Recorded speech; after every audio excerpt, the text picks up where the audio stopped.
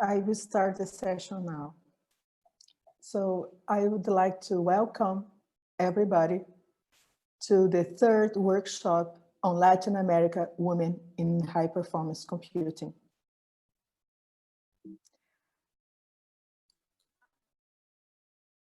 The from this workshop, the underrepresentation of women in the field of HPC. So LA Women HPC, following others women HPC initiatives on the world, was created with the vision to educate and collaborate with the HPC community. The initiative from Women HPC workshop came from Carlos Barros. He was the chair in the edition from Colombia in 2018. And he asked me and Salma to promote a Women HPC workshop following many other initiatives in the world like supercomputing and ISC to try to promote the participation on women in this area. So we have to thank Carlos Barrios for his initiative. And at that time, we had the help from Yancy Elena Gomez. She was very important to contact all the local organizations to help to make the workshop. Next year, we had the second LA workshop in Costa Rica, Turrialba. And we also, me and Liliana from Mexico, we had the help from local organizers. We had the help from Mariana Cúpero and Mari Paz Monteiro from the Senate, and they've been very important to help to contact local people and to make the workshop work. This year, we also, me and Veronica Vergara, we are having the help from Daniela Ballari and Johanna Orellana Alvelar. And they are researchers from University of USY and UCuenca. And they have been very important to contact local people and to make this workshop happen. So I would like to thank very much for Daniela and Johanna for the work they have done and for all this workshop. And I will give now the word to Daniela. She's going to be the chair for this section. But I would like to remind you that tomorrow we still have 1.5 hours of session that Johanna is going to be the chair. So thank you very much for coming. And now I will give the word to Daniela. Thank you, Daniela. Thank you a lot, Carla, for the presentation and for the introduction of this workshop. And as you said, today we had two sections. Today we will see women that are involved in research in HPC, and tomorrow we will have the second session related with local organizations and communities that are working for women in this kind of topics. So this session will have a part in Spanish and in English and some part in Spanish. So I will introduce our first speaker, and it's going to be the keynote for today. She is Veronica Melese Vergara, and she's originally from Quito, from Ecuador. Veronica earned a BA in Mathematics and Physics at Red College and MS in Computational Science at Florida State University. Veronica has over a decade of experience in the high computer performance field and is currently an HPC engineer at the OAK REIT's Leadership Computing Facility.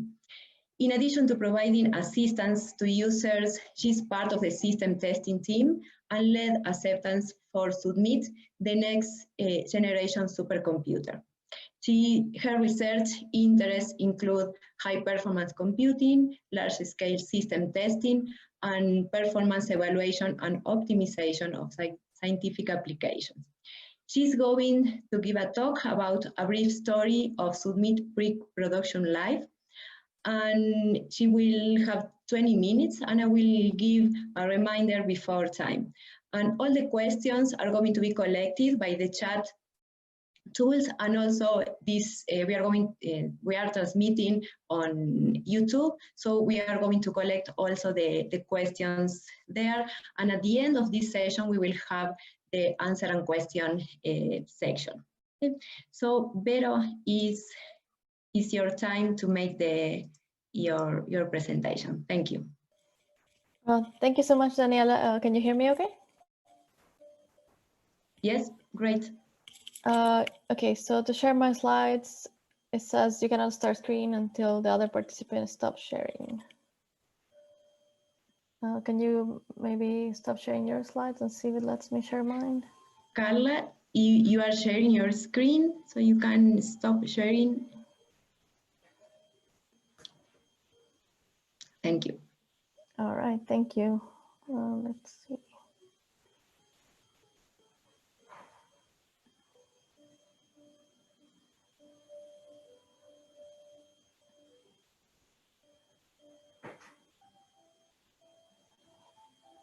Let me know if you see the slides.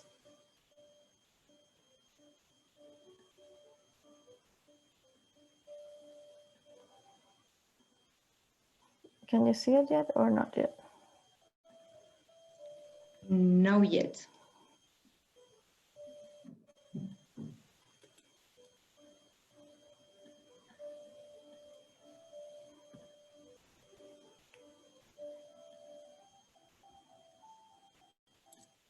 All right, sorry for the difficulties. 1 second, please. It's making me quit Zoom for it to work. Maybe 1 second, please.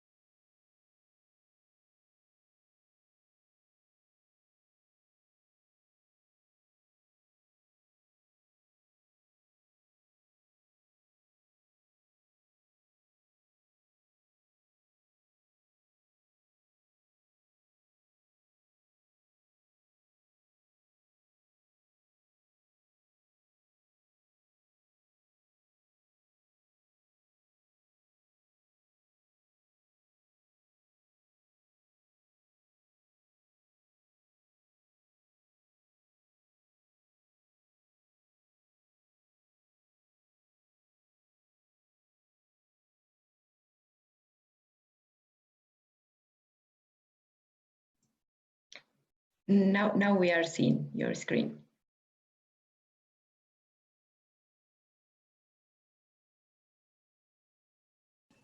All right, sorry about that. Zoom. Whoa. Okay, and now you hopefully see full screen.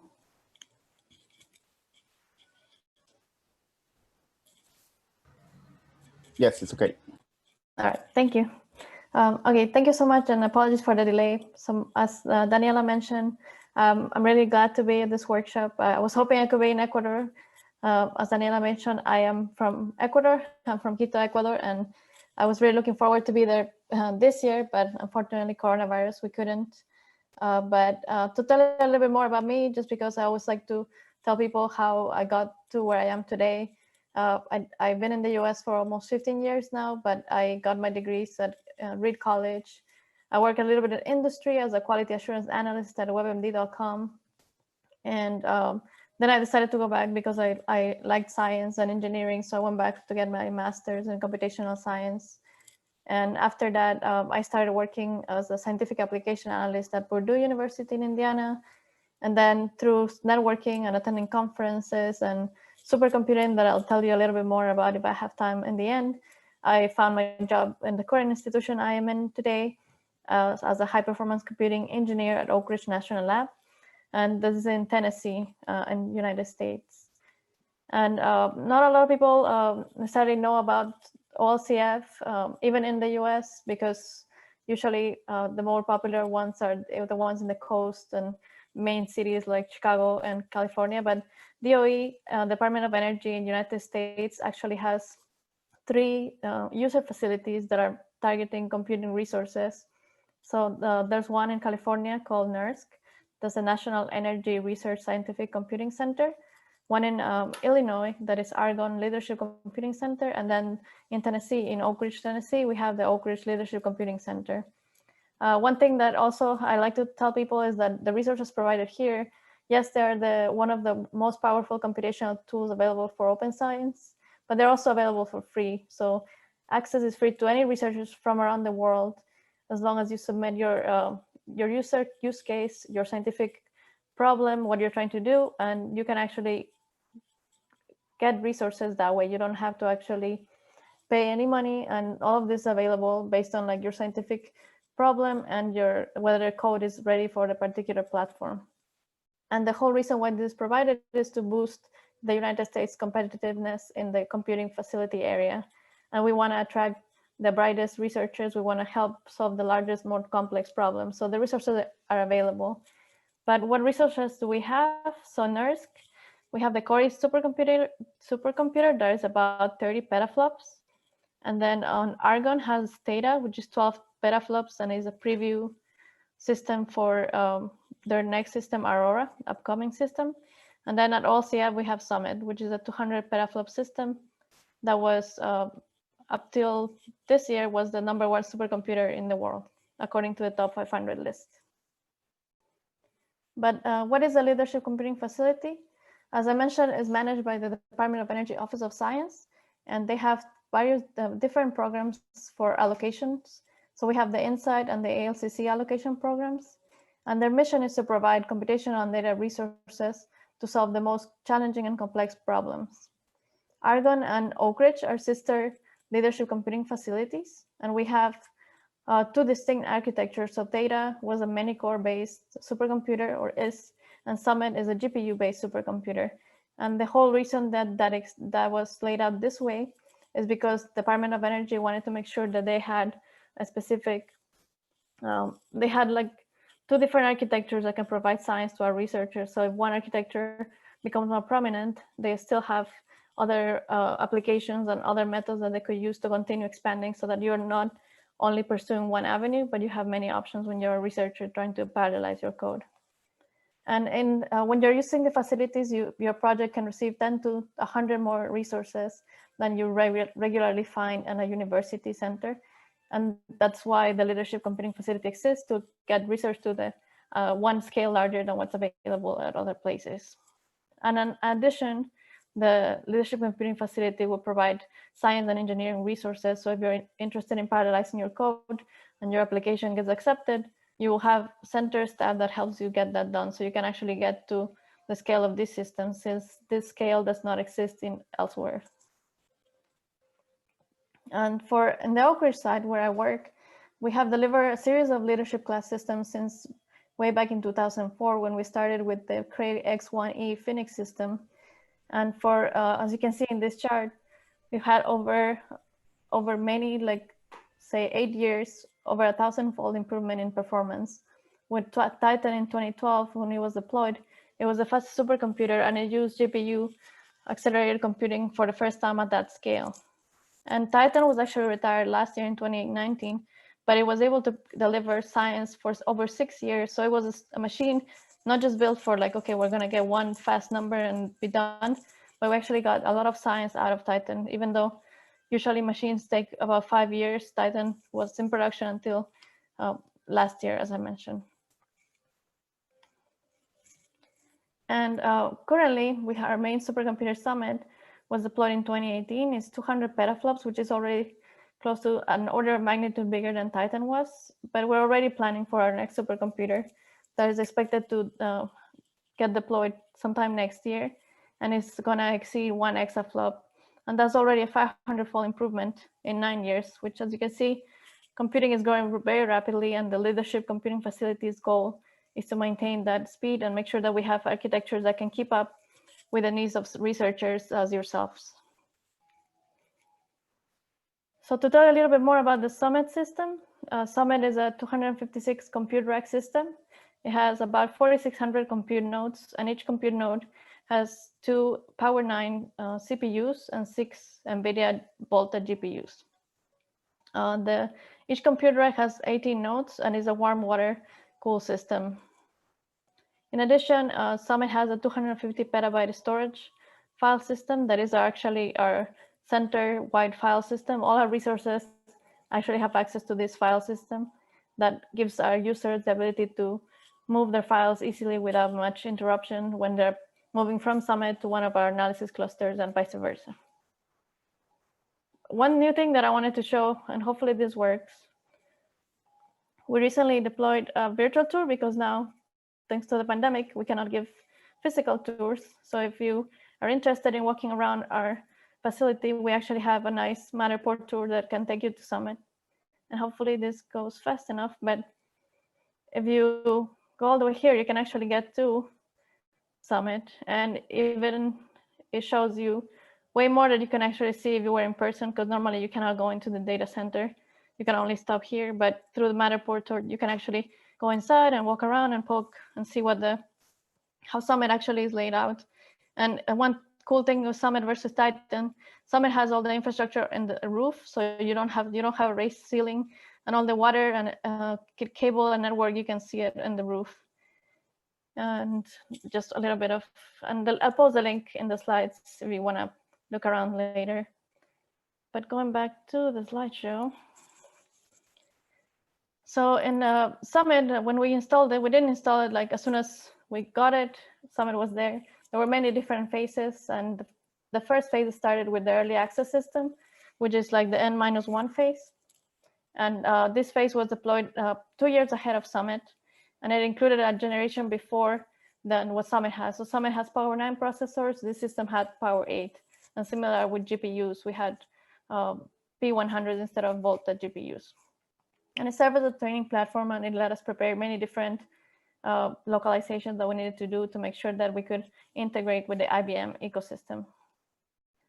Then we deployed Summit Phase 1, which was 25% of the cabinets were installed, deployed, configured, and ready for users. And that gave compute nodes availability to our programs that were preparing applications for the multi-GPU type node. And this will also allow us to test and make sure that the software was in good condition to continue scaling to the full Summit size. And finally, Summit Phase 2 was actually the full system acceptance that was completed in November of 2018. Since we only have 15 minutes, I'm going to go a little fast, but basically Summit acceptance testing happened before Summit went into production. So this is the pre-production life that Summit had. And it's composed of 4 different components: hardware, functionality, performance, and stability. And out of these 4, the first one is conducted completely by the vendor. So we just make sure that the vendor installed, they configure, they tell us the diagnostic have passed. And then the other 3 phases are conducted by ORNL staff, which is basically want to make sure that the system is ready for science. So you can run your applications at scale, you can get correct results, you can get the performance that we actually bought, because you want to make sure that you can reach the numbers that are advertised for the hardware, for the network, for all the different pieces. And then once you combine it, can you still do science and get the results that you expect? And to make sure that we could verify that, we came up with a realistic workload, basically looking at all the different features that we're interested in, that we knew our users run. So we know our users will use libraries like BLAS, LAPACK, Magma, cuBLAS, and we knew that they use a lot of Fortran, they use a lot of different libraries for structured grids and structured grids, algorithms. So we basically took a huge matrix of like what kind of languages, compilers, features, libraries, and anything else we can think of, and then found applications in our current users' workloads that would actually hit those columns.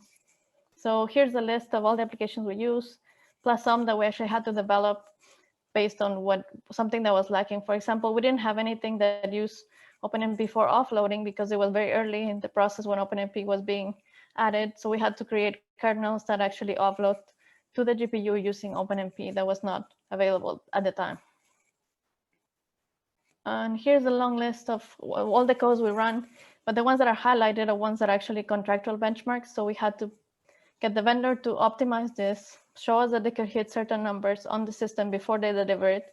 And once they actually deliver the system, give us those codes to make sure that we could do it on the production system once it was completely installed and on the floor. And then the rest of the benchmarks is we added the different codes and benchmarks and suites to make sure we hit some of the other columns that the Coral benchmarks did not hit. And a little summary of the stability test that we run. We had over 20,000 jobs run over 2 weeks, and we had to make sure that the jobs completed successfully and produced correct results. And any job that didn't complete, we had to actually find a reason of why it didn't complete. And here's a summary of the different benchmarks, how many passed, how many did not pass, and then possible reasons that the actual failures occurred. And one of the things we also evaluated when we had the list of failures is how often on average we hit a failure that is catastrophic to a job. And so in this summary, you can see that catastrophic failures occurred approximately about every 28 hours. And that's one reason why we set the maximum wall time for summit jobs. You cannot run more than 24 hours. Any job that is longer than 24 hours has to have the ability to checkpoint and start a new job, because you will likely hit at these scales, you will likely hit a hardware failure that is catastrophic to your job. And then some challenges that we learned. IBM had to develop several products specifically for Coral System, the Cluster System Management, the Job Step Manager, IBM Spectrum MPI, and in addition, it had to introduce enhancement to their LSF scheduler. For those reasons, and because LSF was brand new to our center, we had to do a lot of customizations to make sure that it integrated well with our monitoring systems. And we identified many issues with this brand new Job Step Manager that happened in the early phases of Summit, which allowed us to deliver a better product to our users in the end. So initially, we saw a lot of performance job launch and high overheads, and we saw a lot of stability issues. And in this chart, we kind of summarize like the performance overheads that we were looking at. As you can see, in the software stack we had in August, that was the initial software stack for Summit. The performance of the full system job could be like almost 10 minutes for you to just launch the job, and that was not acceptable. So we had to work with the vendor to reduce that time to what it is today. And so there, because as I mentioned, it was a brand new ecosystem, we had to make sure that we included capabilities into the scheduler that LSF was not able to do in the beginning. So they developed custom options for us. And we're hoping that those options are also helpful for other centers that are using LSF. And for the Job Step Manager, we encountered that it didn't provide enough flexibility to support custom process and thread placements that our users had used in previous systems like on Titan. So they provided the extended resource format file that allows for those fine-grained tune job processing layouts and different thread binding. And then some of the challenges we encountered at scale. We had different core benchmarks that I showed in the previous slide, but one of them, Neckbone, actually when you run a full system job, there were some times when you saw degradation to 48 to 71% for no apparent reason. So we had to do a lot of like research and trying to understand what the problem was. We developed a single node screen to identify the specific nodes that were exhibiting this degradation. And eventually we figured out that there was a firmware bug that was leaving a PCIe bus improperly trained, which resulted in that particular node being degraded temporarily, which make it very hard to find, but then it was something we couldn't leave in production. So we worked with the vendor to identify and fix that problem. And very quickly, one thing that we learned is that we should avoid installing simultaneously both a computer and a file system. It was very challenging to try to deploy a 250 petabyte file system at the same time as trying to deploy a 200 petaflop supercomputer. When both of them need each other, you need one to accept the other. So it was very complicated, and it led to some delays because we were trying to get both in production at the same time. We also highly recommend having early access systems for your users and for your staff. It's very important. It helps you integrate with your ecosystem, and it helps you actually deploy a better system in the end once you have your production system. And we try to collect tips and tricks and anything we find along the way from acceptance testing. So when we put the system in production, we have documentation ready, known issues, how do you work around them, and any information you think might be relevant to your users. And last, the co-development with the vendor is really results in better products for all CF users. Because we were working with IBM throughout the process, we were able to deliver JSM and LSF and CSM products that were not ready at the time we first received them, but were ready when we actually gave it to our users. And just to summarize, OCF has over 25 years of expertise deploying leadership class systems. The last 3 systems have been #1 in the top 500 list. And deploying large-scale system requires close partnership with vendors and third-party suppliers. And with every new system, as you can see here, there's some challenges, but there's also learning opportunities. And we need to adapt as products mature, make sure you document changes and report issues as early as possible by working with the vendor. And being part of the team deploying state-of-the-art systems is both challenging and very rewarding, but it's certainly something that I highly recommend because it's interesting work. And we deploy these systems as a resource to you all. So if you have any kind of scientific problems you want to solve, that's a reason to exist. That's the reason why the leadership computing facilities exist, to provide resources to scientists like yourselves. Summit debuted in June of 2018, and it hit #1 in the top 500 and several other awards. And now in June 2020 was the thrown to #2, but it's still doing a lot of science. It's still running, and we'll have it on the floor for many years to come. It has also been successfully used for real science. It's not just hitting benchmarks. It's been done for many Gordon Bell Award winners have been used it. And we've done a lot of COVID research that's been published in the news this year. So it's an actual instrument for science. It's not just a benchmark machine. Over 13 car projects were using Summit, and they all hit their target benchmarks that were required. And they're all real scientific applications that some of you might use for your own research. And if you have any questions about this ones, I'm happy to get you in touch with the specific researchers. And then some references. And lastly, some acknowledgements. I just want to say thanks to people on our group, Ashley Barker, Wayne Joubert, and Don Maxwell, and also to Daniela, Johanna, Carla, and Carlos Jaime for inviting me here today. Thank you. Thank you a lot, Veronica, for your presentation. The next part of the workshop is going to be in Spanish, so I'm going to change the language. So, hola a todos, ahora en español. Quiero también, recordarles que pueden compartir sus impresiones en las redes sociales usando unos hashtags de Carla 2020, Cuenca Virtual, y el tercer Women HPC LATAM. Están en el chat del webinar estos hashtags. Además, quiero también, siguiendo los agradecimientos, agradecer a REMSI, que es la Red de Mujeres Científicas del Ecuador, que también fueron parte fundamental de la organización de este workshop, y en particular en la ayuda a contactar a las siguientes speakers que van a venir el día de hoy y el día de mañana también en la segunda parte de este workshop. Con esto voy a presentar a la siguiente speaker. Vero, te recuerdo en cuanto puedas, déjese compartir. Nuestra siguiente ponente es Cristina Abad, de la SPOL, de la Escuela Superior Politécnica del Litoral. Cristina es PhD en Computer Science de la Universidad de Illinois en Urbana-Champaign y se especializó en sistemas distribuidos. Durante su posgrado trabajó 3 años en Yahoo y en el equipo de Hadoop. Dirige el Laboratorio de Investigación en Sistemas Distribuidos y codirige el Grupo de Investigación en Big Data del SPOL.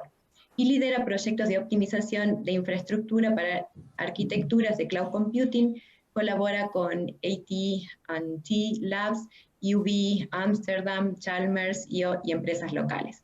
Ha recibido fondos de Google, Microsoft y AT&T Labs. Es la primera ecuatoriana en haber recibido un Google Faculty Research Award en el 2015 y 2017. Hoy nos va a estar presentando y hablando sobre escalabilidad y tolerancia a fallos, grandes desafíos para las arquitecturas de la nube. Cristina, tienes 10 minutos para tu presentación. Muchísimas gracias por estar presente hoy aquí. Perfecto, gracias. Muchas gracias por la presentación. Yo les quiero conversar sobre escalabilidad y tolerancia a fallos en arquitecturas en la nube. Entonces, empecemos definiendo un poquito estos conceptos, ¿no? En el caso de escalabilidad, hablamos de que un sistema debe poder ser capaz de atender y funcionar bien y atender los requerimientos de los usuarios, aun si aumentan considerablemente los usuarios del sistema y aun si aumentan considerablemente los requerimientos por segundo que recibe el sistema. En cuanto a tolerancia a fallos, en cambio, hablamos de que estos sistemas contienen muchos componentes y el sistema debe poder seguir funcionando bien y atendiendo a los usuarios, aun si uno de estos componentes falla. ¿Y qué puede pasar cuando no consideramos bien estos dos requerimientos no funcionales de nuestros sistemas? Bueno, podemos tener problemas como el que sufrió Ticket Show cuando trató de poner a la venta las entradas para el concierto de Bruno Mars, que sufrió en el momento, a la hora que dijeron que las liberarían, sufrieron una cantidad de requerimientos reales de sus usuarios tan por encima de lo normal que el sistema no fue capaz de soportarlo y se cayó y dejó de estar disponible por unas horas. Y esto afectó no solamente a los usuarios web y móviles, sino también afectó por un cierto tiempo a los que iban a hacer compras a los puntos de venta en los centros comerciales. Otro ejemplo que también ustedes pueden estar familiarizados es con el tema del SRI, Servicios de Rentas Internas del Ecuador. Cada que se acerca la fecha en que tenemos que entregar nuestra declaración anual de los impuestos, somos millones de ecuatorianos tratando de presentar esta declaración en unos pocos días y este sistema se suele poner muy lento y a veces inclusive dejar de atender a temporalmente requerimientos de los usuarios. ¿Pero por qué es difícil alcanzar estas metas no funcionales? Bueno, por un lado, porque debemos hacer muy buen uso de los recursos de cómputo que tenemos, de la infraestructura. Y eso significa que nuestros sistemas no solamente deben funcionar, sino deben funcionar bien y tener un muy alto rendimiento. Esto nos permite que con el mismo hardware podemos atender a muchos más clientes, muchos más requerimientos por segundo. Pero lastimosamente estas arquitecturas en la nube están compuestas por un sinnúmero de componentes independientes desarrollados por equipos diferentes, como por ejemplo voy a tener mi base de datos, voy a tener mi sistema de almacenamiento de objetos de storage, voy a tener mi API Gateway, mi balanceador de tráfico, mis containers de mis servicios, mi servidor web, mi caché, mi orquestador de containers y todos estos componentes deben funcionar entre sí y funcionar bien, con buen rendimiento, escalabilidad, tolerancia a fallos. Y cada uno de estos tiene sus propios decenas, cientos y a veces hasta miles de parámetros de configuración independientes que deben ser correctamente configurados por quien administra el sistema. Además, cuando hablamos de tolerancia a fallos, vamos a tener que nuestros sistemas, nuestros servicios deben estar replicados. Y si bien levantar más réplicas de por sí no es fácil, no es difícil, el hacer que las réplicas funcionen bien, el balancear bien el tráfico entre las réplicas, el hacer que las réplicas coordinen bien sus acciones, esto no es trivial. Adicionalmente, queremos que las empresas también piensen en diseños innovadores. No traten de replicar arquitecturas tradicionales, sino existen muchas arquitecturas en la nube en la actualidad que permiten hacer todo esto de manera mucho más fácil.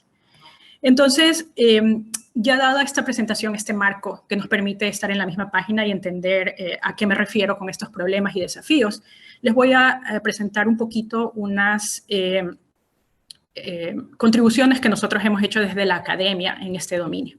Las contribuciones que les voy a presentar son trabajos que he realizado con mi grupo de investigación, en el cual estamos estudiantes de pregrado y de posgrado y también ingenieros trabajando en conjunto para resolver problemas importantes de sistemas distribuidos y de performance engineering en sistemas distribuidos.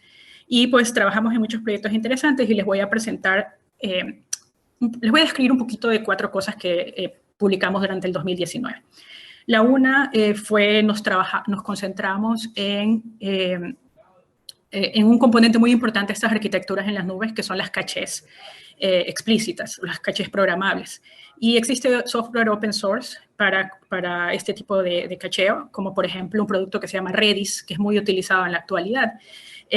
Pero lastimosamente el problema de administrarlo sí representa complejidad.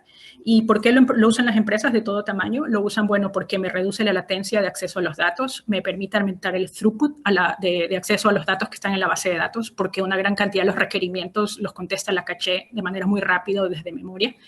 Y también, en ciertos casos, puede ocultarnos fallos en la base de datos debido a que tengo un componente adicional que puede atender mis requerimientos. Entonces, nosotros hemos trabajado en cómo hacer que Redis pueda hacer una mejor administración de los recursos de cómputo, de tal manera que sin trabajo, o sea, de manera automática, pueda autoajustar las particiones de cacheo para las diferentes aplicaciones y así tener un mejor rendimiento. Otra área súper importante es los llamados orquestadores de containers. el más común, el software open source más común para orquestar containers en la nube se llama Kubernetes. Es open source, fue desarrollado originalmente por Google. Y este software yo lo configuro mis metas, por ejemplo, de que siempre haya al menos una réplica de mi servicio levantado, que si la réplica se está saturando, que levante adicionalmente otras réplicas. Y de tal manera que puedo conseguir escalabilidad y tolerancia a fallos gracias a que el orquestador me la sustenta. Pero este orquestador, mientras mejor funcione, mejor va a funcionar mi infraestructura. Entonces, un proyecto que tenemos nosotros es en cómo hacer que las decisiones de scheduling o de planificación de este orquestador sean más inteligentes y aprovechen de mejor manera los recursos y me permitan bajar costos también, o sea, poder tener escalabilidad y tolerancia a fallos con menor costo. Y para esto, cuando hablamos de cualquier optimización de rendimiento, siempre lo optimizamos a cargas de trabajo que nosotros hemos observado y que estas cargas de trabajo nos permitan entender mejor cómo los sistemas reales hacen uso de la infraestructura en la nube, del back-end, de la infraestructura de las aplicaciones web y móviles. Entonces, existen cargas de trabajo publicadas a nivel mundial de empresas grandes que liberan sus cargas de trabajo, pero nosotros no hemos querido descuidar también entender cómo las empresas pequeñas y locales están usando esta infraestructura. Entonces, en colaboración con una empresa local que tiene un software de facturación as a service o invoicing as a service en la nube, ellos nos colaboraron dándonos acceso a logs de sus cargas de trabajo y nosotros los hemos estudiado y caracterizado para también tenerlos en cuenta cuando hacemos estas optimizaciones de rendimiento. Y finalmente, un área en la que estamos trabajando mucho en la actualidad porque realmente nos parece súper interesante es el área de serverless computing. Cuando digo serverless computing, obviamente no quiero decir que no existen servidores porque los servidores están ahí en la nube. Serverless computing lo que quiere decir es que el desarrollador y la empresa no administra sus servidores, sino que los administra el proveedor de cloud computing.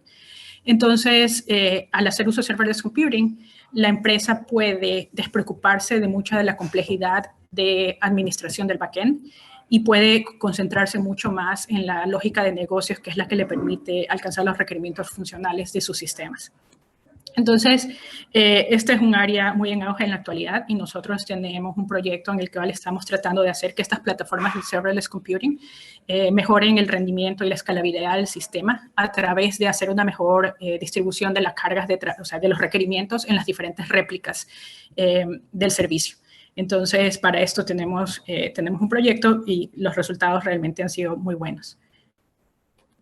¿Y por qué a las empresas les interesaría todo eso? O sea, yo les hablé de la academia, proyectos de investigación, pero realmente no son proyectos así como que todos locos para ser usados de aquí a 20 años. Todos son proyectos con interés inmediato para empresas reales.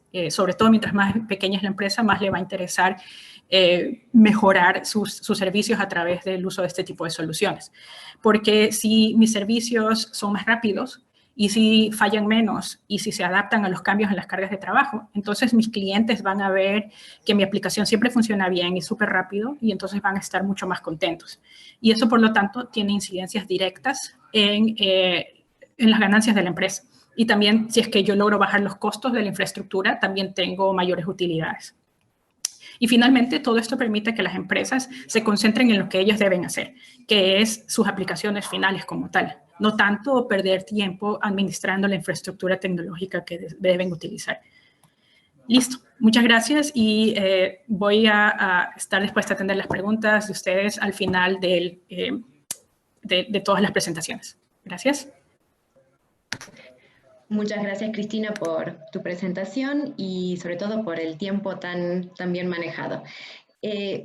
Vamos a seguir con la siguiente speaker, que es Sheila Serrano. Sheila es física, magíster en física de la Escuela Politécnica Nacional y candidata a doctor en recursos hídricos de la Escuela Politécnica Nacional y la Universidad de Cuenca. Es editora en jefe de la revista de Ciencias de la Vida, La Granja, directora del Centro de Investigación en Modelamiento Ambiental, CIMA-UPS, y docente investigadora en la Universidad Politécnica Salesiana. Sus principales temas de interés científico son lluvia, eventos extremos y cambio climático. Y hoy nos va a estar hablando sobre Heavy Tail Rain Distributions and its implications. Muchas gracias, Sheila. Tienes 10 minutos. estamos viendo ya tu pantalla compartida. Perdón, el audio.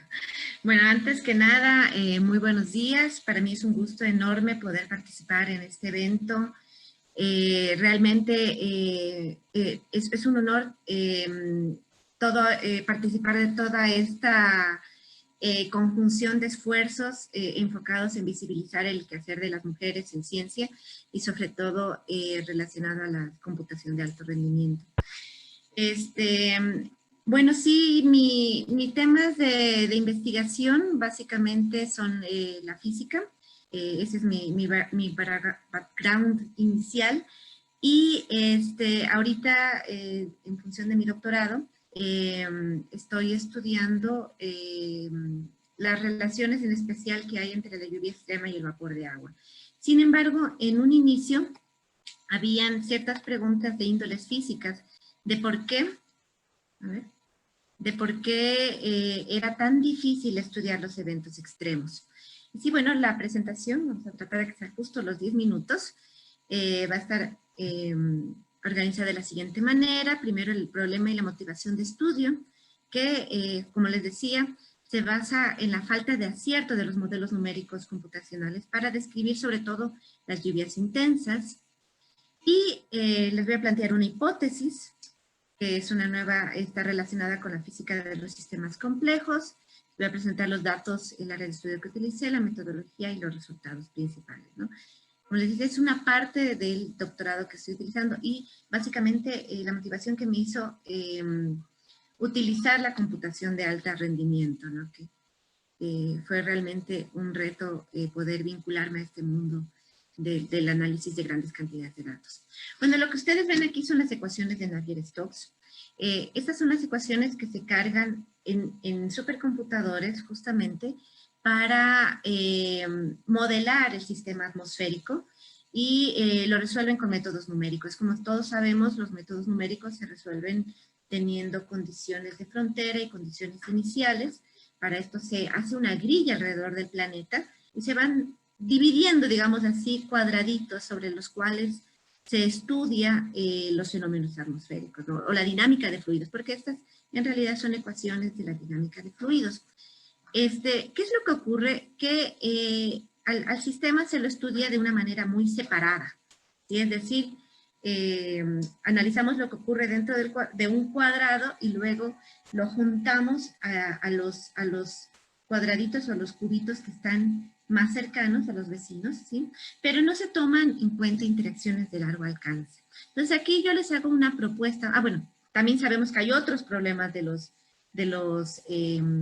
métodos computacionales resueltos con métodos numéricos, y es que estas ecuaciones no tienen solución analítica, lo cual hace que la incertidumbre crezca mucho en el tiempo, y como les decía, toman solo en cuenta una parte del fluido, en este caso el fluido atmosférico. Y al inicio del doctorado había una hipótesis en la que nosotros indicábamos que podrían existir relaciones, bueno, entre el vapor de agua y la lluvia, pero más que nada, encontrar relaciones complementarias en las ecuaciones de Navier-Stokes de la dinámica de fluidos en el marco teórico de la criticalidad autoorganizada, ¿sí? Que son teorías de los sistemas complejos. Y más o menos para entender un poquito lo que son estos sistemas complejos, les voy a comentar lo que es el modelo de la pila de arena, que fue propuesto por primera vez por Bach. Y en este modelo, o el paradigma que se propone, justamente es el de una pila de arena, el que va lentamente siendo alimentado, ¿sí? Por arena, de manera constante, ¿sí? Y va a llegar un punto en el que la pendiente, digamos así, de esta pilita se va a incrementar y se van a generar avalanchas, ¿ya? Y lo llamamos, es un estado de un atractor, consideramos así, porque mientras se va colocando más arena, se pueden ir, se va a buscar una pendiente que llamamos pendiente crítica. Si pasamos o sobrepasamos la pendiente crítica, se generan avalanchas, pero si estamos bajo esa pendiente crítica, vamos a seguir alimentando el sistema. Entonces, siempre el sistema solo se autoorganiza y ahí la palabra autoorganizado, alrededor de este atractor, por decirlo así. La forma, si nosotros medimos el peso de las avalanchas, vamos a encontrar una gráfica de este tipo. Está caracterizada por tener muchos eventos muy pequeños y muy pocos eventos muy grandes. Y esto es lo que ocurre también con las lluvias. Tenemos en los eventos de lluvia muy pocos eventos enormes, que son los catastróficos, y muchos eventos muy pequeñitos, ¿no? Entonces, realmente hay una similitud ya solamente viendo la gráfica. Pero lo interesante es que si colocamos esto en una gráfica doble logarítmica, tenemos la llamada ley de potencia.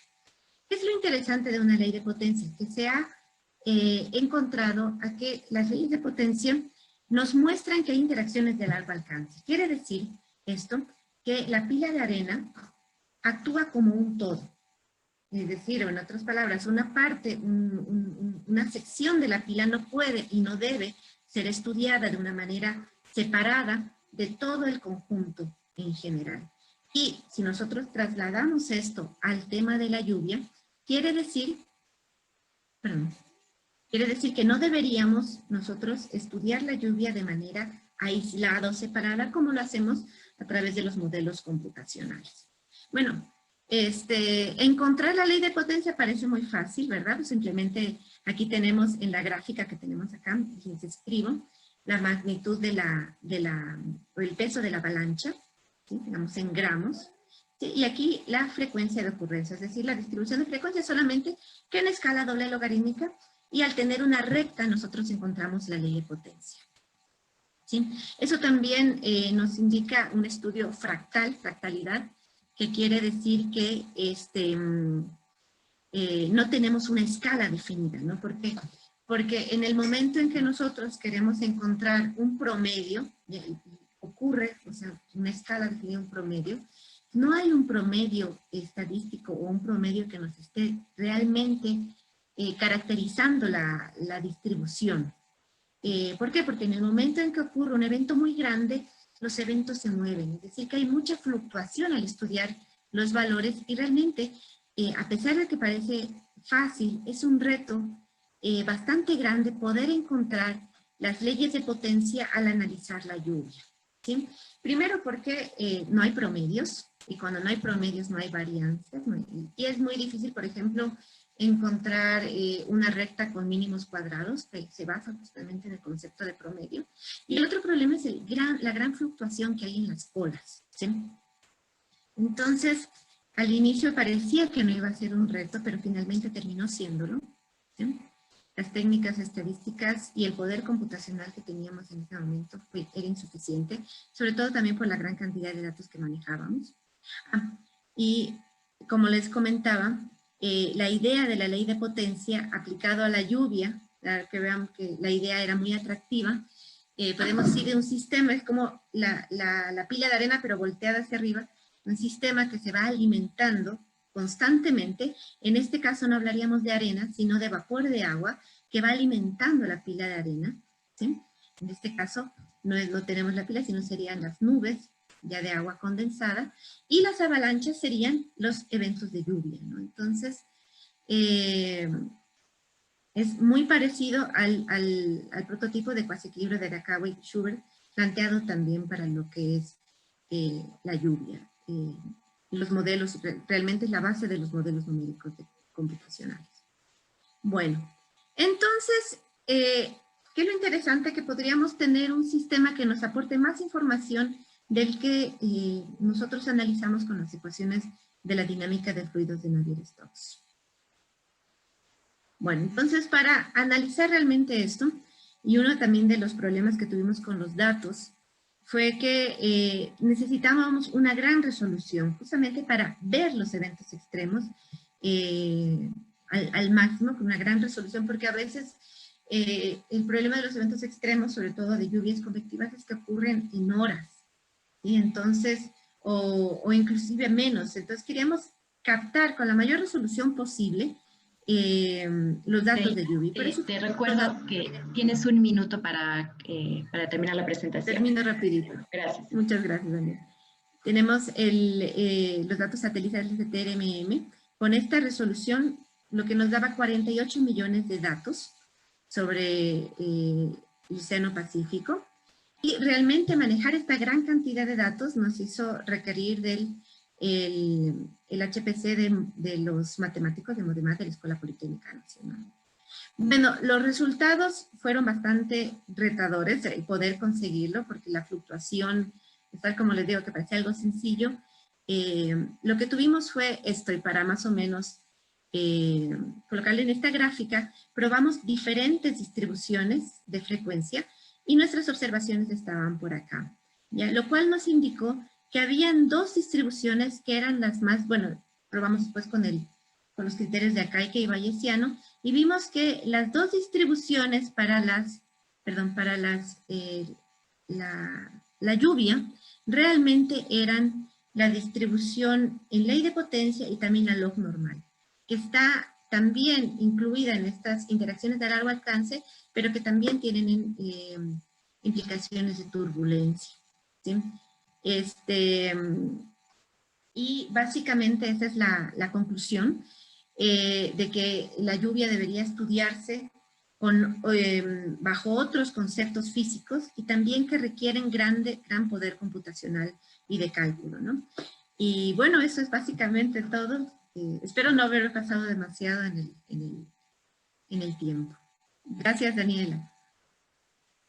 Muchas gracias, Shail. Estuvo muy bien al final con el tiempo. Les recuerdo para que puedan poner en la opción de chat de Zoom y también en la página de Facebook que se está transmitiendo en vivo este workshop, sus preguntas para al final de la sesión poder hacer la ronda de preguntas con todas las speakers. Nuestra última ponencia es de parte de Joana Orellana Alvear, que es de la Universidad de Cuenca. Joana está finalizando su doctorado en la Philipps Universität de Marburg, en Alemania, en el área de ciencias naturales, geociencias y medio ambiente, utilizando sensores remotos en estudios de distribución espacial de lluvia. Tiene una maestría en inteligencia artificial por la KU Leuven en Bélgica, es especialista en el uso de software libre y multiplataforma como R y Python. Es experta en técnicas de Machine Learning y Data Mining con experiencia en modelos de pronósticos de caudales, análisis de sensibilidad e incertidumbre y tratamiento de imágenes. Sus intereses de investigación se enmarcan en la aplicación de ciencias de datos, optimización y técnicas de inteligencia artificial en proyectos interdisciplinarios y transversales en diversas áreas de la ingeniería como optimización de procesos y modelación. Hoy nos va a hablar sobre el modelamiento usando técnicas de Machine Learning con aplicación en el área de recursos naturales. Muchas gracias, Joana. Tienes 10 minutos. Bienvenida. Muchas gracias, Dani. Solo me confirman que está bien el audio nada más. Perfecto.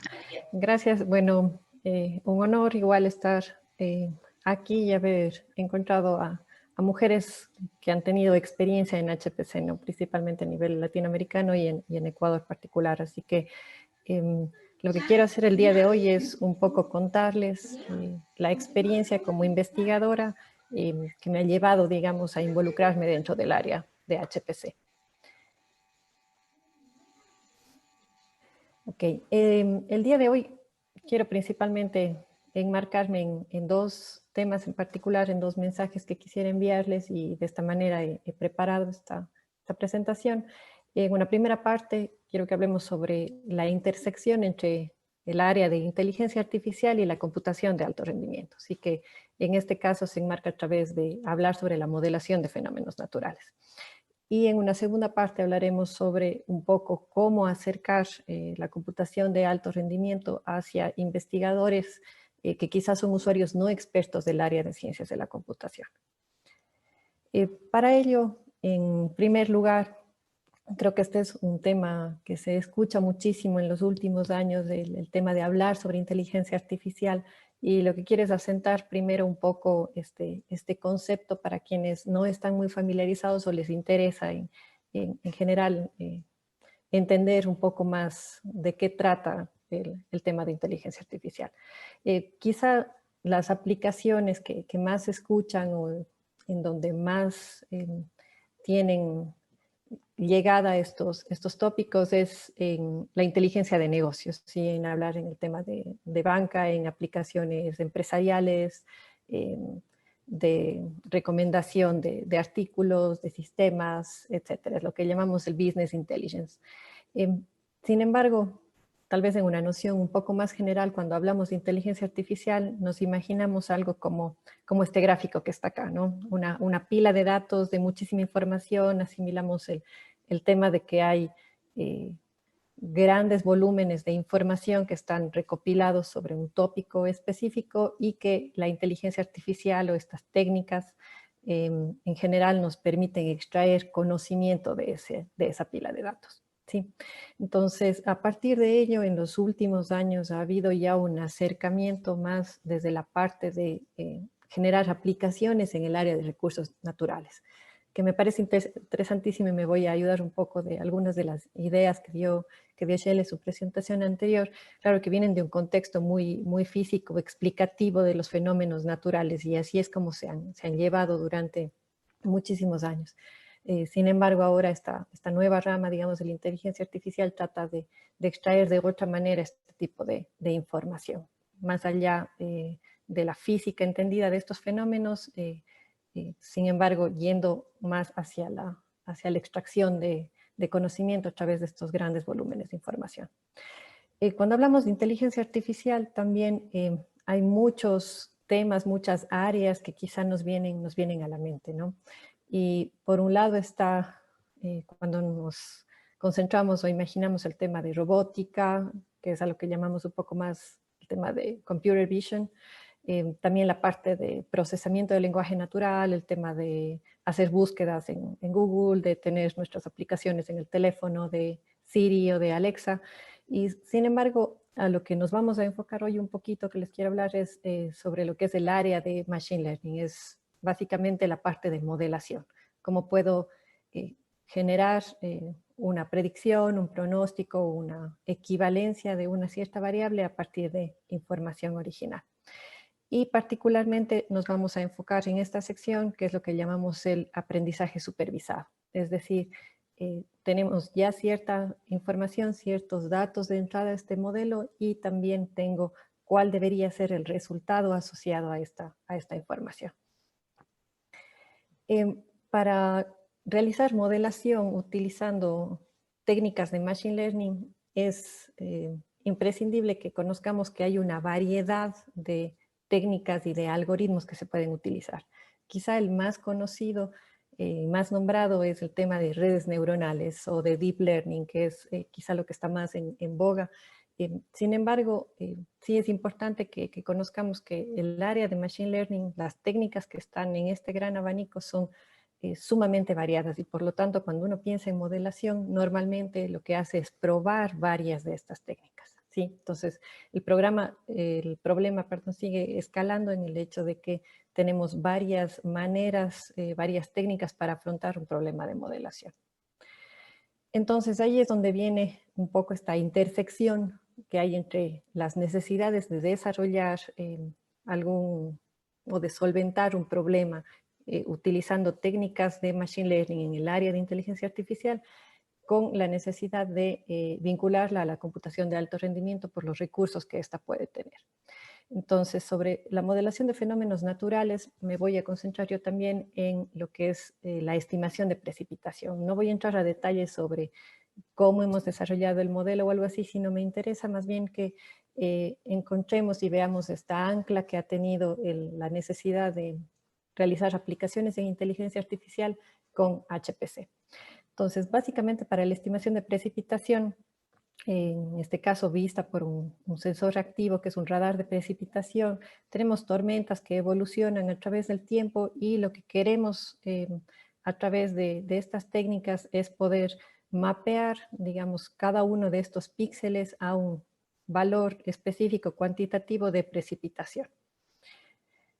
Para ello se aplican varias técnicas de modelación. En nuestro caso hemos aplicado técnicas basadas en árboles de decisión, ¿sí? Que básicamente lo que hacen es incluir muchos datos de entrada relacionados a la posición, a las coordenadas, a la distancia de la que está este punto de interés versus el sensor que estamos manipulando, y que lo que quieren responder al final es con una variable de salida que representa un valor cuantitativo de precipitación en milímetros por hora.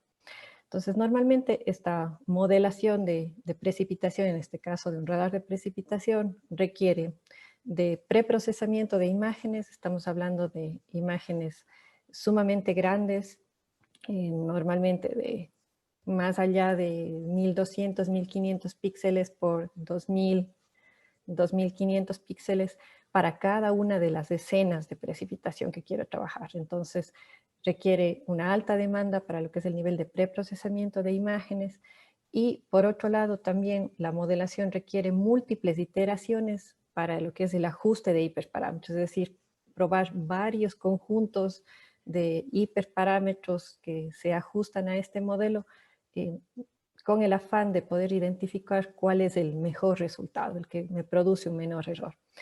Aquí a la derecha podemos ver un ejemplo de haber probado para, en este caso, un modelo denominado Random Forest, que es basado en árboles de decisión, a 2 y 3 parámetros, ¿sí? Respecto a cómo varío cada uno de estos parámetros y cuál es el R cuadrado, en este caso, que obtengo mi métrica que me permite cuantificar el buen ajuste de mi modelo. Entonces, cada una de estas superficies, ¿sí? Cada uno de los puntos que forman esta superficie es apenas el poder correr un modelo con un determinado conjunto de parámetros para ver el rendimiento de mi modelo, ¿sí? Entonces necesitamos muchísimas corridas de estos modelos para poder llegar a una identificación de una superficie que llegue a tener una cierta estabilidad, por ejemplo, para mi conjunto de parámetros.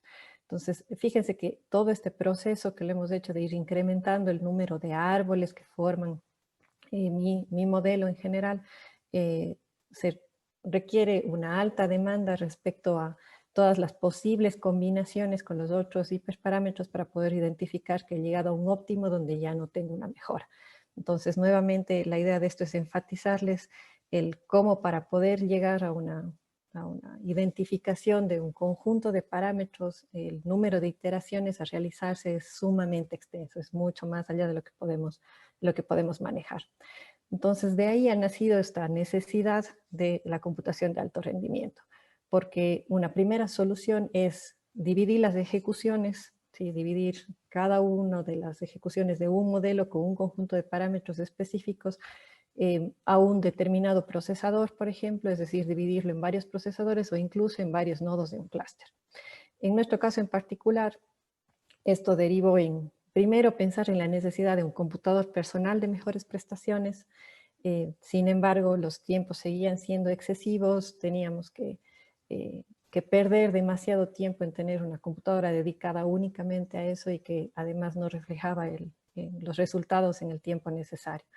En este sentido, dentro del proyecto en el que estábamos trabajando en la Universidad de Cuenca, se decidió adquirir un workstation, al menos para que pueda trabajar 24/7, ¿no? Porque la computadora personal, a pesar de que podemos hacerlo, no es lo más recomendable mantenerla prendida 24 horas. A pesar de que era un workstation con 64 GB de RAM, esto hace algún tiempo, y 3 terabytes, las restricciones tanto en tiempo como en memoria RAM seguían siendo limitados.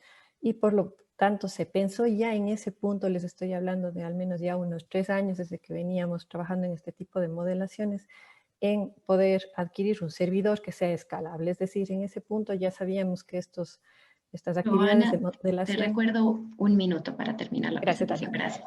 Gracias. Iban generando muchas mayores necesidades, ¿sí? Entonces, un servidor que sabemos que a posterior puede ir hacia 1 terabyte de RAM e incluso 25 terabytes de disco. Y actualmente, obviamente, sabemos que ya tenemos la posibilidad del uso de clústeres de Cedia, donde tenemos varios nodos para aplicar este procesamiento y en el cual se ha inaugurado dentro de del marco de la conferencia de Carla 2020 un supercomputador especializado para inteligencia artificial, que da hasta 15 petabytes de procesamiento, en lo que nos han comentado. Entonces es una alternativa sumamente interesante para utilizar este tipo de recursos. Y solamente para cerrar con el segundo tema que les comentaba, es el hecho de que quizá la computación de alto rendimiento a veces parece muy lejana a investigadores que no son del área de ciencias de la computación, los que llamamos no expertos, sin embargo que pueden tener ya mucha trayectoria usando HPC por necesidad. Entonces, es posible, simplemente una idea para estos usuarios, que se pueden aprovechar los beneficios de HPC para la investigación, o sea, a través de visualizar, de tal vez buscar un poco más en funciones que estemos usando en cualquier lenguaje de programación de nuestra preferencia, ciertos parámetros que permiten utilizar multiprocesamiento. Por otro lado, existen librerías especializadas para implementar HPC. Y como un caso muy puntual que les puedo comentar para nuestros investigadores que estén aquí en Ecuador, el acceso a Cedia, por ejemplo, a ERE, se lo puede hacer a través de RStudio Server. Entonces es una interfaz completamente transparente al usuario que permite trabajar ya sobre un clúster y sobre el cual se puede montar unas librerías para trabajar sobre paralelización y resolver problemas de modelación. Entonces, simplemente recordemos un poco estos dos temas, una intersección entre inteligencia artificial por la necesidad de cómputo, se hace una aplicación directa a través de HPC y que también HPC puede ser una herramienta para investigadores no expertos que puede estar disponible a través de una interfaz de usuario sencilla. Les agradezco mucho por su atención, a la Red de Ecuatoriana de Mujeres Científicas, gracias a quienes estamos aquí y quienes también siguen trabajando porque más mujeres estemos involucradas en esta área que todavía nos queda mucho camino por recorrer. Gracias, Daniela, y gracias a todos por escuchar. Muchas gracias, Joan. Vamos a comenzar con una ronda de preguntas. La primera pregunta es un poco para todas las ponentes de parte de Carla. Si en sus universidades e instituciones tienen iniciativas que estén promoviendo la participación de mujeres en las áreas de STEAM. Un poquito más abajo, Rosana Nakut también un poco reforzaba esta pregunta diciendo que en la Universidad Nacional de Luján no existía ninguna iniciativa, pero volvía a fortalecer esta pregunta, si había redes de universidades en Latinoamérica para fomentar estos temas. Entonces, no sé si quieren ir en orden un poco o como fueron hablando. Sí. Tal vez, o si no, quien quiera, Joa, tal vez, ¿quieres comenzar? Ok, entonces tal vez empecemos desde el otro lado. Bueno, muchas gracias a ambos por la pregunta. Creo que esa es una de las razones por las que estamos aquí, ¿no? Y solo como una pequeña anécdota que sirva más como inspiración que como retroceso, digamos, es el hecho de saber, ¿no? Que fue complicado poder encontrar a mujeres en estas áreas aquí en Latinoamérica que estén trabajando con HPC o que hagan uso de HPC. Y creo que existen, por ejemplo, al menos desde la ciudad de Cuenca, les puedo hablar a través de la red de mujeres científicas. Creo que ha sido un punto de unión de varias universidades para poder tratar de incorporar, de realizar actividades a distinta escala que muestren primero, que visibilicen el trabajo de ya mujeres en áreas de STEAM, que ya se visibilice que existen mujeres, porque uno no puede como estudiante pretender ser alguien que no ve. Entonces, en ese sentido, estos espacios de crear foros, de crear talleres, de crear casas abiertas, sí han abierto un espacio con estudiantes, sobre todo que se interesen por lo que estamos haciendo, ¿no?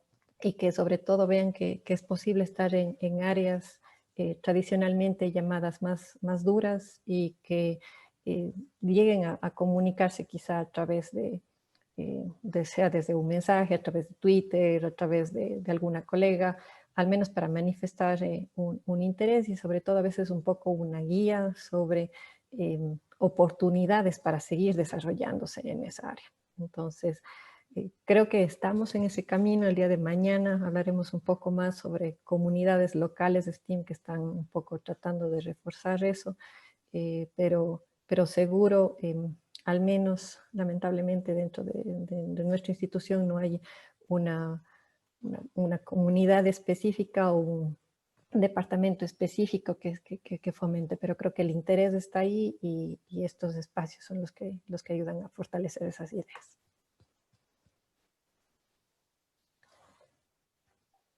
Muy bien, Sheila. Bueno, como siempre, agradeciéndoles porque sí, me imagino que ha de haber sido difícil. Les quiero compartir un poco mi historia personal. Yo soy física, me gradué en 2003 realmente. Y claro, me salió una beca de doctorado, pero el problema es que ya con familia ya no podía estudiar fuera del país. Entonces, tuve que esperar mucho tiempo para estudiar la maestría en el Ecuador y luego el doctorado en el Ecuador. Sin embargo, siempre estuve vinculada a la ciencia. El tema computacional nos da una ventaja de no necesariamente estar en un laboratorio, sino que se puede hacer desde donde uno realmente se organice para trabajar, ¿no? Ahora, inclusive, conectarnos a los supercomputadores desde la casa es algo que nos ayuda muchísimo en la cuarentena, por ejemplo. Pero sí, el problema de ser mujer y quién se encarga de los niños y quién realmente atrasó el doctorado, creo que yo haciendo cálculos unos 10 años, sí, y tener el título, ¿no? Porque una cosa es hacer ciencia, yo hacía física computacional en ciencia de materiales en ese tiempo, y claro, luego me vinculé a la Universidad Politécnica Salesiana, donde fui profesora ya casi 15 años, y gracias al tema de la investigación, me fueron tomando en cuenta para actividades directivas científicas. Porque sí, en Ecuador tuvimos la ventaja, y es a lo que yo debo reconocer, que la universidad ha apoyado, es esto de equidad de género en temas directivos, ¿no? Entonces, había una mujer, que no eran muchas, que haga ciencia, entonces nos ponían a dirigir un centro de investigación, y ahorita también estoy a cargo de la revista La Granja, que es la primera revista de una universidad ecuatoriana indexada en Scopus, ¿no? Entonces, bueno, eso solamente va a decir, ser mujer y científica tiene sus retos, no es lo mismo definitivamente. Ahorita, inclusive mis hijas están recibiendo clases por el Zoom, una chiquita y corriendo de una computadora a otra. No sé cómo estará el resto, pero es una realidad también fuerte aquí con la cuarentena, ¿no? Entonces, nada, es la experiencia nada más para compartir, es muy chévere contar esto en un evento científico. Muchas gracias, Sheila, por tu experiencia. Cristina y Verónica. Hola, sí. Sí, bueno, la pregunta era sobre iniciativas a nivel universitario, ¿verdad? Sí, en la SPOL han habido muchas iniciativas de visibilizar el trabajo que, para empezar, tenemos muchísimas profesores mujeres en todas nuestras carreras. En algunas de las carreras hasta son mayoría, o somos mayoría. Y hay mucho trabajo de visibilizar la investigación que se hace, el trabajo que hacen los y los estudiantes, el trabajo que hacen las profesoras, los diferentes grupos de investigación, y también han habido muchas iniciativas a veces de fomentar participación. Una tal vez de las, como han sido generalmente iniciativas bastante enfocadas, de una cierta duración, o sea, un año hay esta iniciativa, otro año hay esta. Yo diría que es una cosa muy constante, pero no es como que una gran iniciativa, excepto tal vez la SPOL tiene un capítulo a nivel estudiantil de la IEEE muy activo, y ellos tienen, pues, dentro de los grupos que tenemos activos de la IEEE está el de Women in Engineering, y estas chicas participan en todas las actividades de organización que hace la IEEE, que llegan ellos directamente a los estudiantes. Eso es una cosa totalmente manejada por los estudiantes. Y también organizan cosas como paneles para hablar del futuro profesional, oportunidades, etcétera, ¿no? Entonces yo creo que si bien no vamos a decir que no se puede hacer más, porque sí, definitivamente se puede hacer más a nivel de estudiantes, al menos en ingeniería en computación no son la mitad de la carrera, ¿no? O sea, sí son minoría, pero yo creo que vamos buen camino en eso, y hay muy buen fomento a nivel institucional. Muy bien. Vero, ¿quieres comentar algo? Bueno, solo iba a decir que también en nuestra organización, en Oak Ridge National Lab, hay unos programas para desde high school, que no se está en la secundaria, o sea, algo similar podría tal vez haber allá también, que vamos a las escuelas cuando hacemos like Women Who Code y todos estos programas internacionales, Women in HPC, que hacen programas para ir a las escuelas y dar una tarde de cómo hacer computing, y son solo para niñas. Tenemos otro de Artificial Intelligence, que todos los empleados de la organización pueden traer a sus hijas al laboratorio para tener un taller de Artificial Intelligence y cosas así como para que desde pequeñitos, porque uno cuando ya está en la universidad, normalmente uno ya tiene las ideas que, oh, no, en computing no hay mujeres o algo así, pero si empiezas cuando estás pequeño, tienes más chance de que sigas en la ciencia, sigas en la computación. Sí.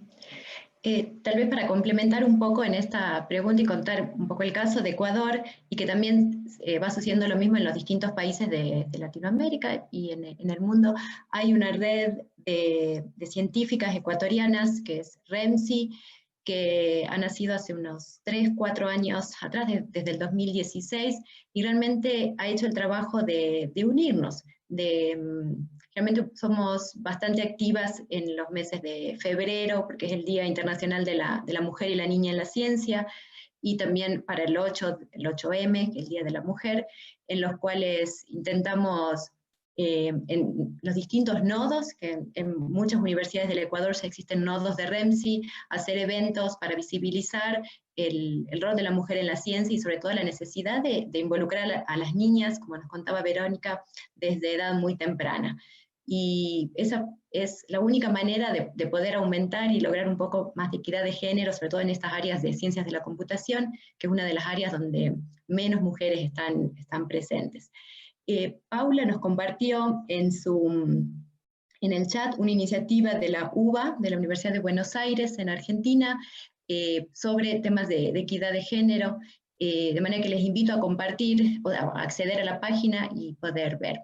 Otras preguntas de Robinson nos ha hecho llegar varias preguntas para distintas panelistas. Una nos indica para Verónica, les voy a decir, son para Verónica, para Joa y para Sheila. Para Verónica nos indica si ha podido acercar a Ecuador desde el ORNL. Para Joana, si su experiencia internacional se ha dificultado o facilitado por su origen nacional y el hecho de ser mujer. Y para el caso de Sheila, sobre el modelo hidrográfico, si hay una participación de estudiantes mujeres en los diferentes países. Entonces, si quieren, les invito en este orden a responder las preguntas. Bueno, mi pregunta para si es que he regresado a Ecuador, he tratado de, bueno. Si has podido acercar, o cuál es el nivel de relación de Ecuador con tu institución. Ok. Hay algunos investigadores de Ecuador que usan nuestros sistemas porque han aplicado a través de estas redes, como Carlos Jaime habló en Carla, y yo me estoy tratando de involucrarme con la conferencia Carla para conocer más investigadores de la región, y tenemos algunos investigadores no solo de Ecuador, pero de Colombia, de Brasil, de Argentina, que están corriendo nuestros sistemas como resultado de solo de contar que los recursos están disponibles y cómo puedes accederles, qué necesito hacer, qué propuesto hacer. Y con Oak Ridge y con Argonne National Lab, Silvio de Argonne National Lab también tiene unas colaboraciones con Costa Rica. Entonces mi intención es más como unir y crear colaboraciones con los investigadores de Ecuador y de la región, con investigadores de ORNL, y por lo menos para como fomentar que todos empiecen a saber qué recursos hay disponibles y cómo pueden accederlos. Muchas gracias, Vero. Joana,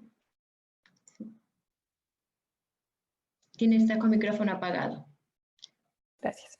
Listo. Bueno, gracias, Robinson, por la pregunta. En realidad, para ser honesta, creo que respecto a mi experiencia internacional, que puedes decir, tal vez, de hecho ha sido como estudiante y últimamente también, digamos, como investigadora dentro de un proyecto financiado directamente por la Fundación Científica Alemana, la DFG.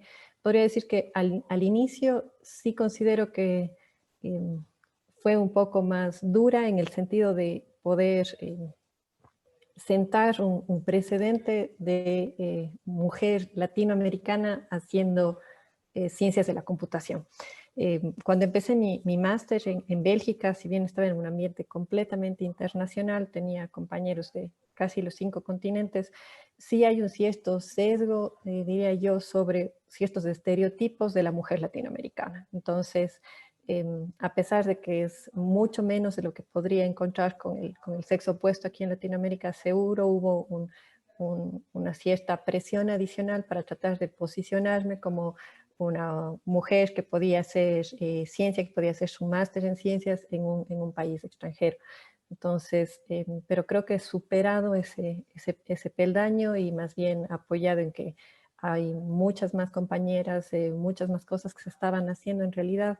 Se volvió quizá hasta en una ventaja en el sentido de que sí le da a uno la posibilidad a nivel internacional de también posicionarse no solo personalmente, sino al país como un referente de que hay mujeres que están haciendo también buena ciencia. O sea, eso particularmente me ganó a mí la oportunidad de que me puedan invitar a trabajar ya en un proyecto, no como estudiante doctoral, sino como investigadora en un proyecto alemán. Entonces, creo que eso es un buen indicativo de que se estaban haciendo las cosas bien y que uno podía mostrar la calidad de trabajo que podía hacer, sobre todo como mujer, ¿no? Porque hay ciertas cosas que como que se tergiversaban, no se esperaban de que uno no podía estar manejando un grupo de gente o hacer que ciertas cosas se cumplan a tiempo, etc. Entonces, creo que ha sido un poco las dos cosas en distintas etapas, pero seguro hay trabajo que todavía se tiene que hacer. No deberían haber estos estereotipos al inicio.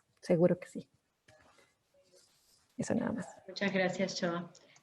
Sheila, para vos, una pregunta también de Robinson, es si hay una participación de estudiantes, de mujeres en cada país involucrado en tu proyecto.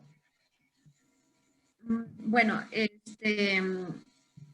lo primero también que quería mencionarles es que mi formación de pregrado es física, y la física es una de las pocas ciencias que todavía mantienen el porcentaje de mujeres al mínimo. Entonces, en la Politécnica Nacional, por ejemplo, cuando abrió la carrera, hace unos 30 años, había una mujer por cada 10 hombres y se sigue manteniendo el mismo porcentaje, mientras que en las demás carreras el porcentaje ya se va igualando, ¿no? Y por ejemplo, en la carrera de Ingeniería Ambiental, en donde yo doy clases, inclusive hay un poquito más mujeres que hombres.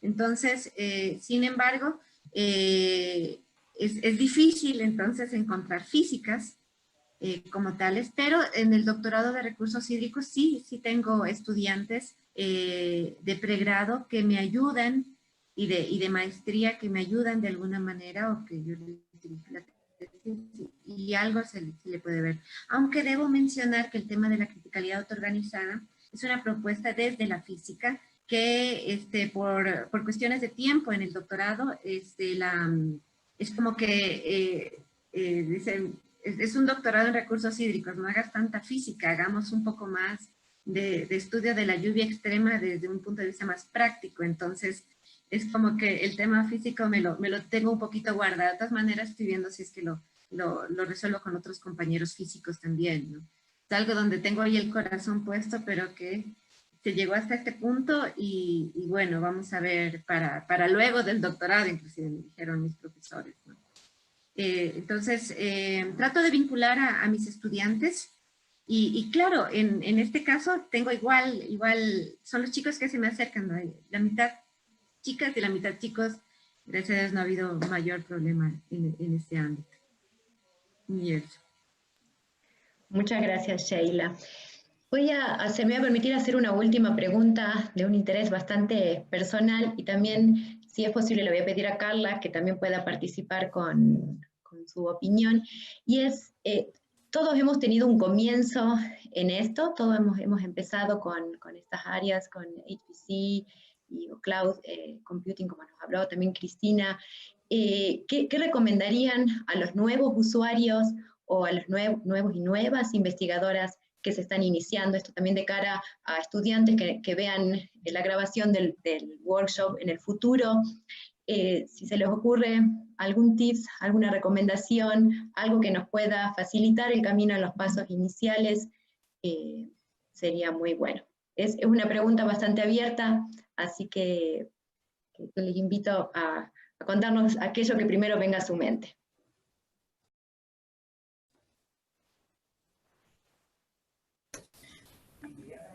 Hola. Sí.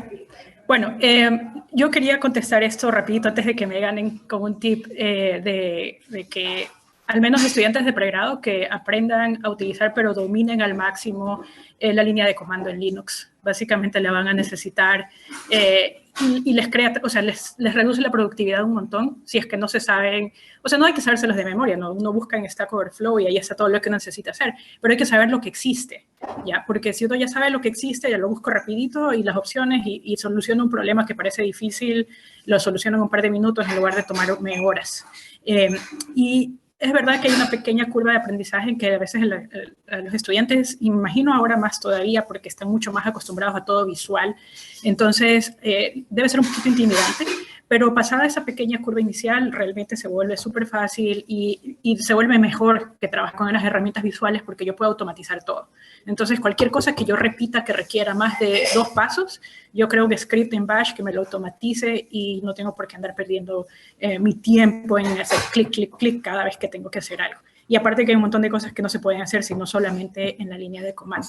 Y de ahí, bueno, eso es lo único. Lo otro sí que les quería comentar es que además de Cloud Computing, sí trabajé yo como Research Assistant un año en el National Center for Supercomputing Applications en la Universidad de Illinois, entonces sí estoy también bastante familiarizada con todo el tema de HPC y ha sido, muchas gracias por la invitación, ha sido súper interesante escuchar hablar a todas las panelistas.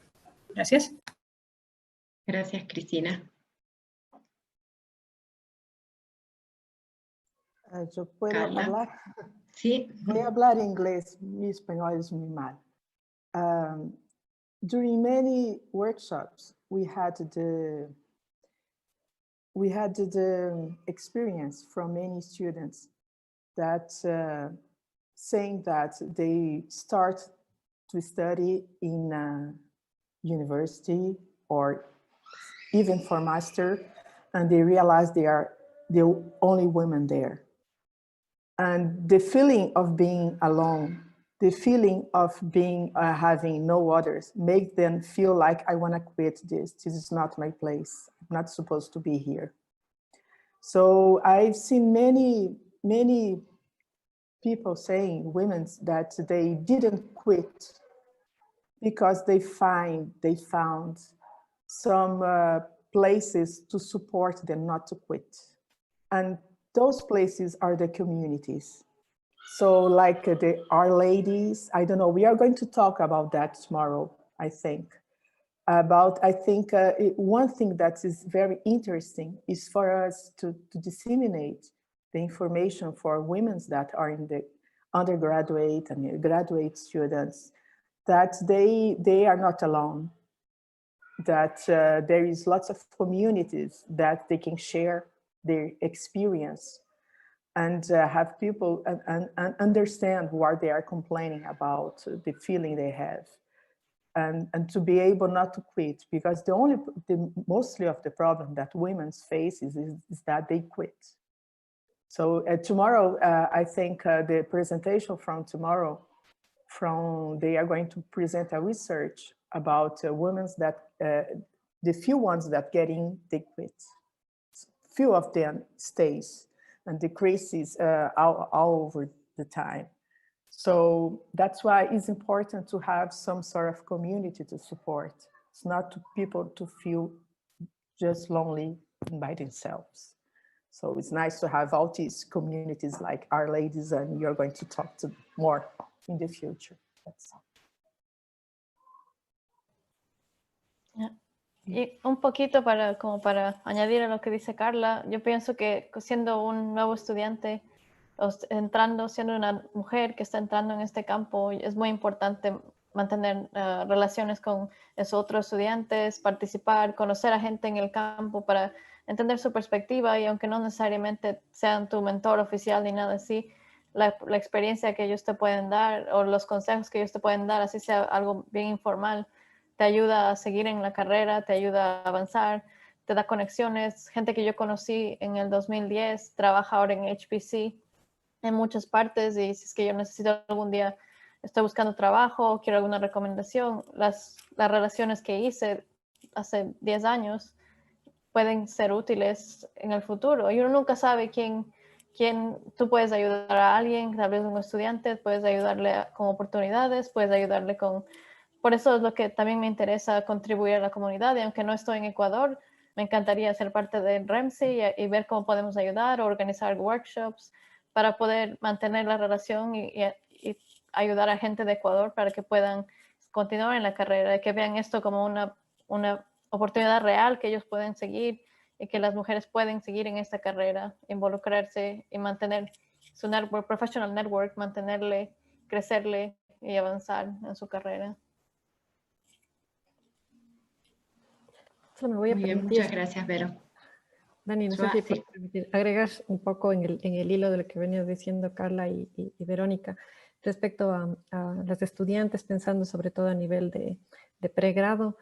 Creo que una de las cosas en que me he puesto a pensar yo más de una vez es qué cosas hubiera podido hacer si hubiera sabido de muchas oportunidades que hay respecto a becas, a internships, a muchísimas cosas que uno puede acceder desde que es estudiante de universidad, ¿no?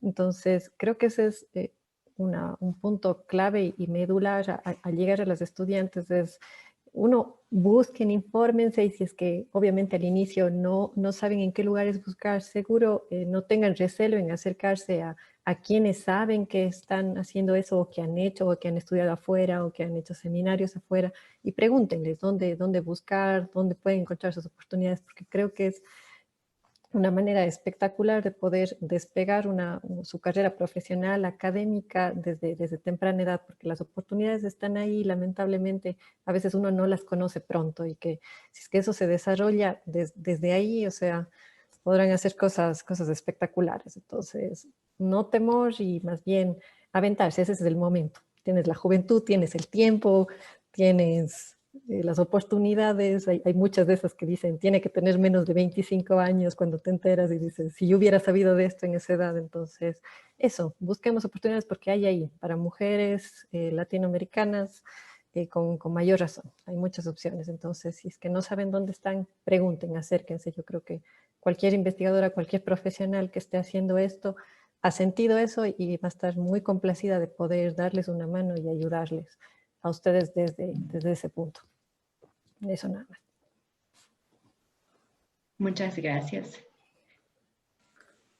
Sheila, bueno, yo para cerrar. Sí, la verdad realmente es muy motivante, porque son estos grupos los que sí ayudan a que haya más mujeres en ciencias. No existían estos grupos hace 10 años, y realmente la falta de apoyo, y realmente es doble, porque una cosa es ser mujer en ciencia, y otra cosa también que es muy intimidante es el trabajar con los HPCs, ¿no? Entonces, trabajar con la línea de comandos, otra vez retomar un Linux al menos mío oxidado.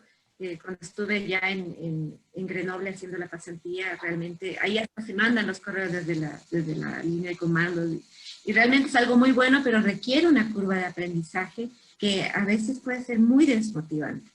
Y les hablo también desde mi propia experiencia, ¿no? Entonces es como lidiar con dos cosas, el tema de la ciencia, que es muy exigente, el tema de la computación, que va cambiando todo el tiempo, ¿sí? Cada 2 años aparece una nueva técnica, cada 2 años un lenguaje de programación nuevo, más poderoso, nuevas aplicaciones, más supercomputadoras por todo lado, también más becas, ¿sí? Y por el otro lado, el tema de la dinámica de ser mujer, de la familia, del trato con los colegas, con los directores, y también de ser mujer latinoamericana, ¿no? Que también tiene sus propias perspectivas, y que realmente creo que hay muchos lugares, como dicen todas, hay muchos lugares en donde hay becas, en donde hay programas que están enfocados hacia justamente nosotras, y que hay que seguir aprovechando. Nada, felicitarles y seguir adelante, porque es un trabajo muy bueno, y que hay que mantenerlo en el tiempo. Muchas gracias a todas. Realmente ha sido una sesión súper interesante desde el contenido de las presentaciones, desde sus experiencias, y también esta última parte creo que muy motivadora. En ciencia siempre caminamos en lugares que son desconocidos, así que tomemos a veces con que ser mujer en un lugar desconocido es también parte de un camino científico, y también el ser parte de un área de la ciencia donde no hay muchas mujeres. También estamos marcando un nuevo cambio en la ciencia en este sentido. Así que, bueno, muchas gracias por la motivación que nos han transmitido en esta sesión. Les quiero invitar, por favor, que participen todos mañana a la misma hora, a las 10 de la mañana, hora de Ecuador, en el mismo vínculo que van a encontrar ya el detalle del programa en la página web de Carla 2020. Va a ser una sesión sobre comunidades que trabajan para promover y visibilizar a las mujeres científicas y técnicas en áreas de ingeniería y en áreas de la computación. Así que creo que vamos a tener más de estos insights el día de mañana, y bueno, agradecerles a las ponentes por su tiempo, por sus recomendaciones, y a todos los participantes también por habernos visto. Y ojalá que nos encontremos el próximo año en el Carla 2021. Claro que sí. Muy bien. Gracias. Muchas gracias, Daniela. Adiós. Muchas gracias. Un gusto, don Muchas Robert. gracias. Hasta luego. Chao. Chao. Chao. Gracias, hasta luego.